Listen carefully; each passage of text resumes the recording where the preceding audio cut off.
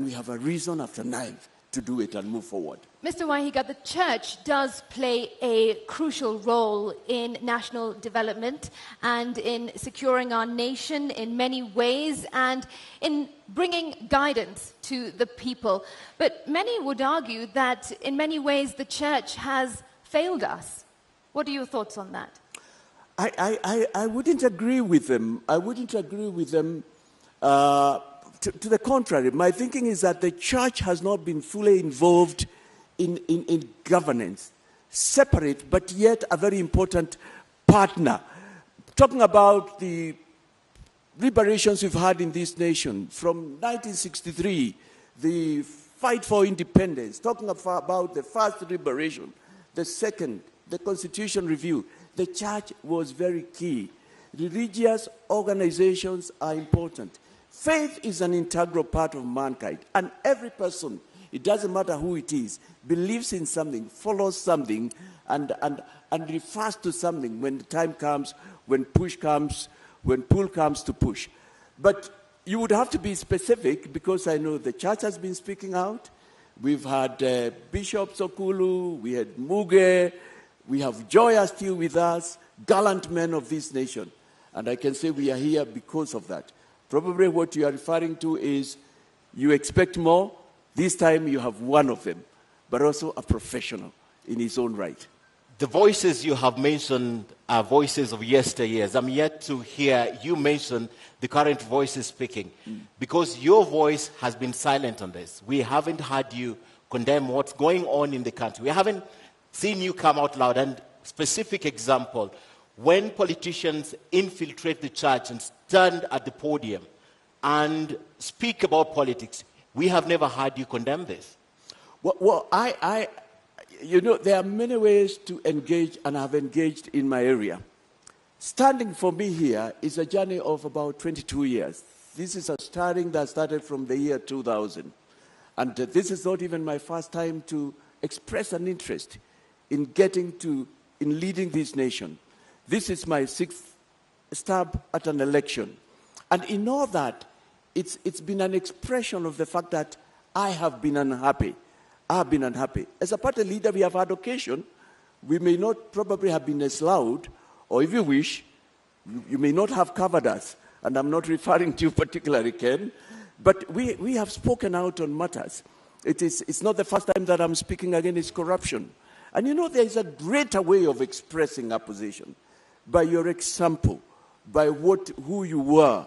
As I stand here, I know nobody can accuse me of having been involved in any of these scandals. As I stand here, I'm a witness. I am an example of the fact that any Kenyan can run for presidency. As I stand here, I am here to break this sort of war where we believed only a certain person and peoples. The Catholic Church has been issuing statements. NCCK has done that. Evangelical Alliance. The Muslims have been speaking. Probably it's only that they haven't been covered as much. You yourself say that this is your 6th stab at an election.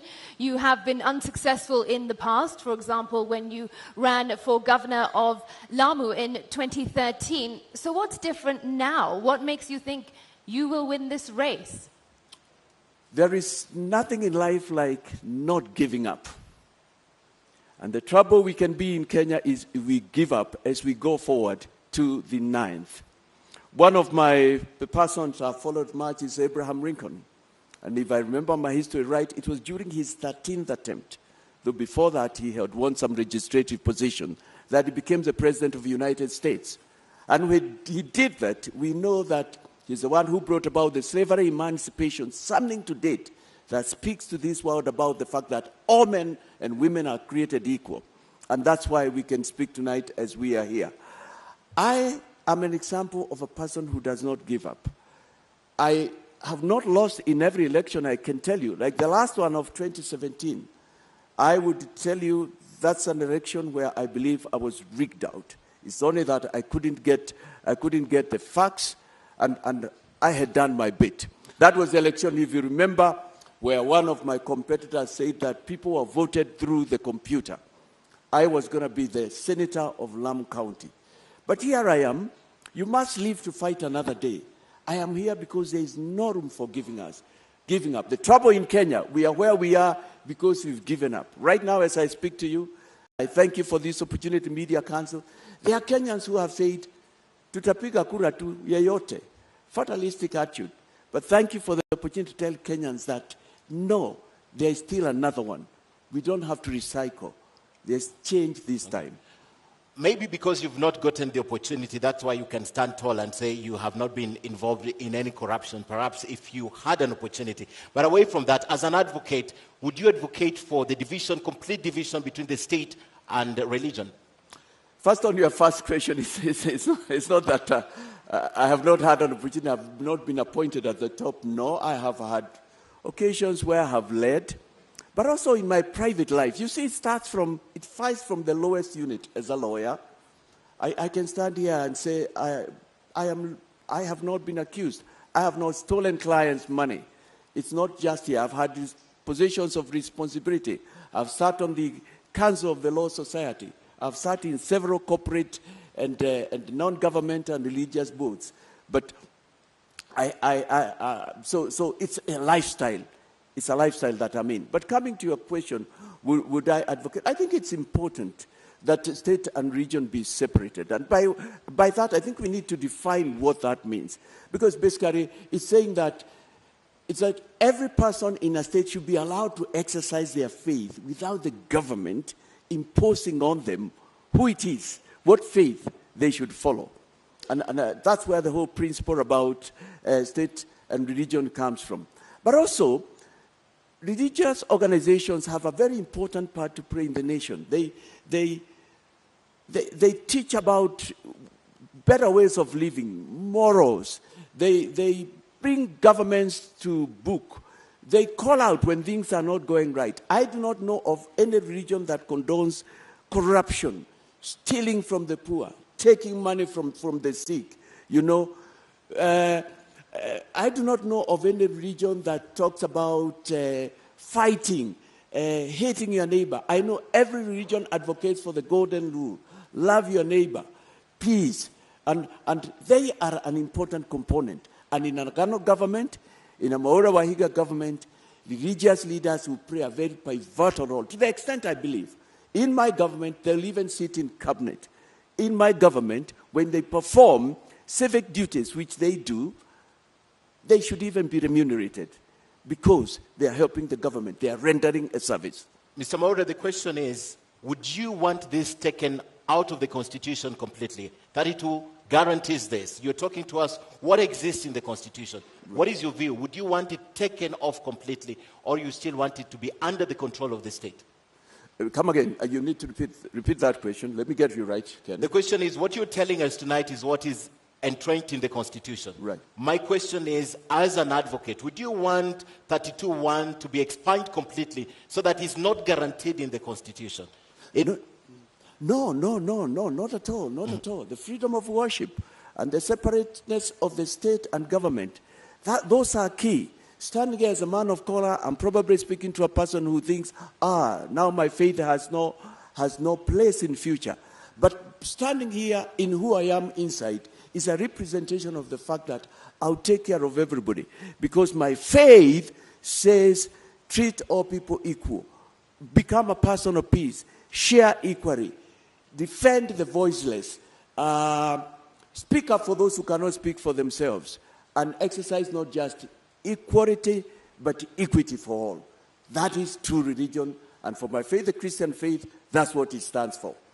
Mr. Waihiga, more often than not, we see on television the church being used by politicians, the pulpit being used by politicians for them to play politics. What is your view on this? How are you going to ensure that stops? It's not all churches that do that. First of all, a number of churches have different requirements and order of how they do things. And some of them permit, some do not. It's also important to recognize that in our society and many societies, church is a place where people meet, is a place that brings people together. I think what's important is to define what can be said within a church context building, a church building context, because the church is a place of worship. And it should not be a place where people should come and attack others, hurl abuses at others. No, that's not true religion. It's not a place where people should come and speak ill of another tribe. It's not a place even where people should come in and condone the sort of things that have made our nation be what it is those many years that I've mentioned. So I would say I don't see a problem either way. The only way, it should be tempered. It should be able to pass the same message for which a church sanctuary or any other faith exists. But you haven't quite answered the question. What is it that you will do to ensure that those tempers are brought down and dirty politics are not played in church? I think speaking from here, I would only urge fellow spiritual leaders and religious leaders to, right now we are calling for peace, and I've been calling for that in my campaign. I've been speaking out and reminding Kenyans that we have a life after 9th. We have a nation. Our nation is not completely down and under. There is hope for this nation. And I would just urge them, as the CEO of this nation, I don't think I can order them, nor can I register it as to how they should conduct themselves. But I know our religious leaders of all faiths, and even church leaders who I'm closer to, they know what they should do, and they are listening to us. They are listening to us. We'll now move to the topic of leadership and integrity. Apart from the professional real record in